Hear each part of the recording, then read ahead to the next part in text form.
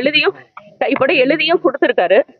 இதுக்கு மேல அவங்களோட இதுக்கு அவர் கட்டுப்பட்டு வருவார். அவரு சொல்லியிருக்காங்க, அவர் போவாரு. ஏன்னா நம்மளுக்கு பயப்படுறதுக்கு ஒண்ணும் கிடையாது. அவர் கட்டாயம் போவாரு, அவங்களை எதிர்கொள்வாரு, விசாரணைக்கு எல்லாம் உடன்படுவார். அவங்க அது மரியாதையா எல்லாருமே அவங்க சொன்ன மாதிரி நடக்கும். ஆனா அவங்க அதுக்காக அத்துமீறி இதெல்லாம் பண்ணக்கூடாது. நாங்க காவல்துறை மேல ஒரு மரியாதை வச்சிருக்கோம். நீங்களும் அவர் எத்தனை லட்சம் பேரை நம்பிக்கையை வாங்கி அவர் 35 லட்சம் பேரோட வாக்கு வாங்கி மக்களுக்காக நேர்மையா எதுக்கும் பயப்படாம நிக்கிற ஒரு தலைவரை என்ன ஒரு மரியாதை இருக்கு உங்களுக்கு? என்ன மரியாதை இருக்கு? கூட இருக்கு அவங்களுக்கு அவரை நம்பி ஓட்டு போட்டவங்கள நீங்க என்ன மரியாதை கொடுக்குறீங்க? யாரை நீங்க முடக்க நினைக்கிறீங்க? அந்த மாதிரி எத்தனை நாளா பேசிட்டு இருக்கு. இத்தனை வழக்கு இருக்கும் போது பாலியல் குற்றம்னா அவரை போட்டு நீங்க அசிங்கப்படுத்தணும் தான் நீங்க முயற்சி பண்றீங்க. வேற என்ன இருக்கு? இன்டென்ஷன் என்ன இருக்கு? ஏற்கனவே 2 முறை எழுதி கொடுத்தாங்க, வழக்குல இருந்து வெளியே போய் எழுதி கொடுத்தாங்க, மீண்டும் அந்த வழக்கை புதுப்பிக்கிறாங்க. அதுதான் நீங்களே சொல்றீங்க. அதுல இவ்வளவு குழப்பம் இருக்கு. அவங்க விசாரிக்கட்டும், நேர்மையா விசாரிக்கட்டும். நம்மளும் அப்பீலுக்கு போயிருக்கோம். அவங்க நேர்மையா விசாரிச்சா என்ன நடக்குமோ நம்ம பார்ப்போம், நம்ம அதை செய்வோம். அவரும் அதுக்கெல்லாம் அவர் ஊர்ல இல்லன்றது அப்பவே அவர் சொல்லிட்டாரு. இவங்களாதான் இந்த தேதியை 27ஆம் தேதி கொடுங்க, நீங்க எழுதி கொடுங்கன்னு அவங்களாதான் சொல்றாங்க. நம்ம வழக்கறிஞர் போய் இன்னொட்டு அவங்க அடுத்த நாளே போடணும்னு என்ன இருக்கு? 2 வாரம் அவர் ஊர்ல இல்ல, தொடர் பயணம். அவர் எங்க ஓடி போயிட போறாருங்க? ஒரு நாளைக்கு 3 தடவை பிரஸ் மீட் பண்றாருங்க. கணவர் எங்க இருக்காருன்னு எல்லாருக்குமே தெரியும். இன்னைக்கு அண்ணன் இந்த ஊர்ல இருக்காராமே, அங்க இந்த ஊர்ல இருக்காரு போல இருக்கு. அங்க இருந்து பிரஸ் மீட் கொடுத்தாரு, எல்லாருக்குமே தெரியும். நீங்க என்ன எங்க ஓடியா போயிட போறாரு? எங்க எவ்வளவு வழக்கு இருக்கு, எவ்வளவு எதிர்கொள்றாரு அவரு? ஓடியா போயிடுறாரு. சொன்ன தேதியில அவர் வருவாரு, அவர் ஒத்துக்கிட்ட தேதியில அவர் வருவாரு. இன்னைக்கு ஒரு தேதி கொடுத்திருக்கீங்க, அது என்னன்னா அவர் பேசி முடிவெடுத்து அவங்க எல்லாம் பண்ணுவாங்க. நேற்று வழக்கறிஞர்கிட்ட பேசுறீங்க, என்ன பண்ணாங்க? தவறு இல்ல, அது அவங்க சர்வ் பண்ணிட்டு போயிட்டாங்க. அதுக்கப்புறம் அதை நம்ம எடுக்கிறது தவறு இல்ல. அது அவங்களோட வேலையை அவங்க செஞ்சுட்டு போயிட்டாங்க. அவங்க எனக்கு தெரிஞ்சு அவங்க நியாயமா என்கிட்ட கொடுத்துருக்கலாம். அதை சரி வீட்டுல யார்ட்டையே கொடுத்துருக்கலாம், அவங்க கொடுக்கல. அவங்க ஒட்டிட்டு போயிட்டாங்க, அதை நாங்க எடுத்துக்கிட்டோம். அது தவறு இல்ல. இன்னைக்கு போர்டு வச்சதுக்கான காரணம் என்ன? நிறைய வந்துகிட்டே இருக்கு தம்பி, வந்துட்டே இருக்கு. கேட்டை வேற சுத்தம் பண்ணணும், அது நல்லா ஒட்டிடுறாங்க, கிழிக்க வேண்டியது இருக்கு. இதனால நாங்க அப்படியே எடுத்துட்டு போய் உள்ள வச்சு படிச்சுட்டு திரும்ப கொண்டு வெளியே வச்சிருவோம். நாங்க கிழிக்கலாம் இங்கதான் இருக்கு, வச்சுக்கோங்க. இன்னும் ஓட்டுங்க, இது ஓட்டுங்க, நல்லா இருக்கு, இருக்கட்டும். ஆனா கேட்டு ரொம்ப பாழாக நாங்க சுத்தம் பண்ண முடியல. அதனால ஒருங்கிணைப்பாளர் சீமான் வராதா? எத்தனை மணிக்கு வராது? அது அவர் பேசிக்குவாங்க, வழக்கறிஞர்கள் கிட்ட பேசிட்டு காவல்துறையில அவங்க யாரு தம்பி? நான் பேசினேன்.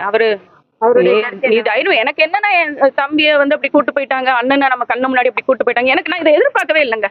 அதுவும் வீட்டுல இதை பண்ணுவாங்க, ஒரு தலைவர் வீட்டுல இப்படி பண்ணுவாங்கன்றது நான் துளியா எதிர்பார்க்கல. அவங்க நம்மளுக்கு ஒன்றும் அடிப்பணிஞ்சு போவேன்னா, நேர்மையா நடந்துக்கிட்டா போதும், சரியா நடந்துக்கிட்டீங்கன்னா போதும். உங்க மேல நாங்க மரியாதை வச்சிருக்கோம், அதே மரியாதை நீங்க எங்களுக்கு கொடுக்கணும்ல.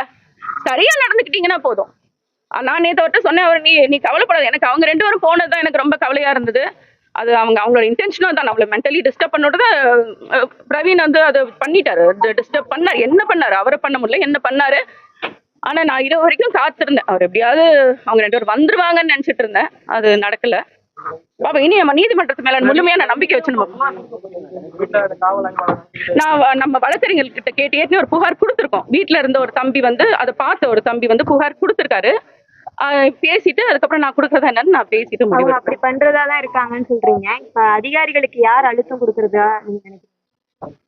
அழுத்தம் கொடுக்கக்கூடிய இடத்துல இருக்கிறவங்க தான் அழுத்தம் கொடுத்துட்டு இருக்காங்க. அது தெளிவா. ஆய்வாளர் பிரவீன் ராஜேஷோட எப்படி பாக்குறீங்க? அவரு ஏற்கனவே அந்த ராஜீவ் காந்தி அசோசியேஷன் அது அப்படி சொல்றாங்க. எனக்கு அதுக்கும் இதுக்கும் தொடர்பு இருக்கான்னு தெரியல. ஆனா அவரு ஏதோ ஒரு பர்சனல் மோட்டோ தான். நேத்து அவர் வந்தது மீடியால தான் நான் பாக்குறேன். அவர் அங்க இருந்து வரும் போதே ஏதாவது நான் தான் பெண் தான், அவரோட மனைவி தான் வீட்டுல இருக்கேன்னு தெரியும். நீங்க அப்படி எதுக்கு வரணும்? நீங்க மட்டும் கூட வந்திருக்கலாம், என்கிட்ட பேசியிருக்கலாம். வரும்போதே நீங்க பின்னாடி மஃப்டியில 2 போலீஸ் உள்ள கதவை தள்ளிட்டு உள்ள வரணும்னு என்னங்க இருக்கு? என்ன நாங்க கதவை பூட்டியா வச்சிருக்கோம்?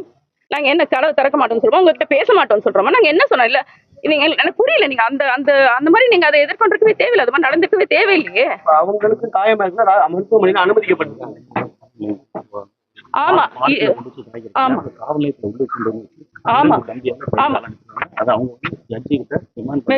ஆமா நேத்து சொல்லியிருக்காங்க. இதை நான் சொல்லணும்னு நினைச்சிட்டே இருந்தேன். நேத்து தம்பியும் சுபா தம்பியும் அமல்ராஜனும் அது மேஜிஸ்ட்ரேட் கிட்ட தான் சொல்லியிருக்காங்க. இங்க இருந்து அவங்க நேரடியா அங்க காவல் நிலையத்துக்கு கூட்டு போகல. ரொம்ப நேரம் நம்ம வழக்கறிஞர்கள் அங்க காத்திருந்தோம். அவங்க காவல் நிலையத்துக்கு வரல. ஒரு பார்க்ல ஒரு பூங்கால கூட்டு போய் வச்சு அவங்க 2 பேரையும் அடிச்சிருக்காங்க. எதுக்கு பண்ணணும் இத? எவ்வளவு வலிக்குது எங்களுக்கு. ஏன் நீங்க இதை பண்றீங்க? அவங்கள அடிச்சு அதுக்கப்புறம் தான் காவல் நிலையத்துக்கு கூட்டு போயிருக்காங்க. வேற யாரையும் விடல. வழக்கறிஞர் ரூபன் மட்டும் தான் உள்ள இருந்தாரு. வேற எந்த வழக்கறிஞர்களையும் உள்ள விடல. உள்ள விடாம பேசிட்டு அதுக்கப்புறம் அனுப்பிட்டீங்க. காவல் நிலையத்தை வச்சியும் இரும்பு ராடு வச்சு கடுமையா அடிச்சிருக்காங்க. இரும்பு ராடுல துணியை சுத்தி அடிச்சிருக்காங்க. இது ஏன் என்ன பண்ணிட்டாங்க? நீங்க எங்க அன்னைக்கு உங்க கண்ணு முன்னாடி அவ்வளவு நடந்துச்சுல, நீங்க எத்தனை பேரை நீங்க அரெஸ்ட் பண்ணீங்க? நீங்க கல் எடுத்து எறிஞ்சாங்க, எத்தனை பேரை நீங்க அரெஸ்ட் பண்ணீங்க? இவங்க நீங்க அடிக்கக்கூடிய அளவுக்கு என்னங்க தப்பு பண்ணாங்க? இவங்க தப்பே பண்ணாதவங்க. தப்பே பண்ணாதவங்க கைது செய்யும்போது அவங்களுக்கு காயப்படுத்திட்டு ராயப்பேட்டை மருத்துவமனை எங்க நீங்க தான் பாத்தீங்கல்ல மீடியால. அவர் முடிச்சுட்டு அவர் வர்றாரு, பிரவீன் வர்றாரு. எப்படி இருந்தாரு? அவர் சட்டை தான் கசங்கிச்சு. நான் அதை பார்த்து நான் வருத்தப்பட்டேன். முதல் சட்டை கசங்கிறது அவருக்கு என்ன இருந்தது? ஒண்ணுமே இல்ல. ஒரு அடி கூட இல்ல. அண்ணனை தான் அடிச்சாங்க. அமல்ராஜன் அடிச்சிருக்காங்க. சுபா வைப்பாங்க போற வழியிலேயே ஒரு பூங்கால் நிறுத்தி அடிச்சிருக்காங்க. அப்புறம் திரும்ப காவல் நிலையத்துல வச்சு இரும்பு ராடால அடிச்சிருக்காங்க. நேற்று மேஜிஸ்ட்ரேட் கிட்ட 2 பேருமே அதை சொல்லியிருக்காங்க. என்ன அடிக்கணும்? இதெல்லாம் நீங்க இதை எப்படி நாங்க இதை எப்படி சும்மா விடுவோம்னு நீங்க நினைக்கிறீங்க? மேடம், இந்த நடிகை வழக்கு பொறுத்த வரைக்கும் 2 கோடி கேஸை வாபஸ் வாங்கணும் அப்படின்னு ஒரு பேரம்லாம் நடந்தா சமூக ஊடகத்துல ஒரு பேசப்பட்டு இருக்கு. 2 கோடியா? யார்கிட்ட இருக்கு? 2 கோடி வரைக்கும் நடிகை வழக்கை வாபஸ் வாங்குறது கொடுக்கப்பட்டது. யார்கிட்ட இருக்கு 2 கோடி? அவங்களுக்கு கொடுக்குற அளவுக்கு அப்படி அவங்களுக்கு கொடுக்கணும்னு அவசியமும் இல்லையே. தம்பியே சொல்றாரு, வந்துருவாங்க போவாங்க, வருவாங்க போவாங்க, இதேதான் அவங்க கிட்ட. அப்படியே ஒண்ணும் இல்ல தம்பி. அது போய் நடிகை யாரு இயக்குறாங்கன்னு நீங்க நினைக்கிறீங்க? அதான் காவல்துறை இப்ப யார் இயக்குறாங்களோ அவங்களே தான். அவங்க ஒரு திட்டம் வச்சுதான் அங்க இயக்கிட்டு இருக்காங்கன்னு தான் நினைக்கிறேன். அதை கொஞ்சம் வெளிப்படையா சொல்லலாங்க, யாரு அப்படின்னு சொல்லி. விஜய்கிட்ட கேக்குறீங்களா வெளிப்படையா பேசுங்கன்னு? நம்மகிட்ட வந்து கேக்குறீங்க? யாரு எங்க காவல்துறை யாரு கட்டுப்பாட்டுல இருக்கு? அரசாங்க கட்டுப்பாட்டுல தானே இருக்கு. இப்ப இருக்கிற கட்சி திமுக கட்டுப்பாட்டுல தானே இருக்கு. அவங்கதான் செய்யறாங்க.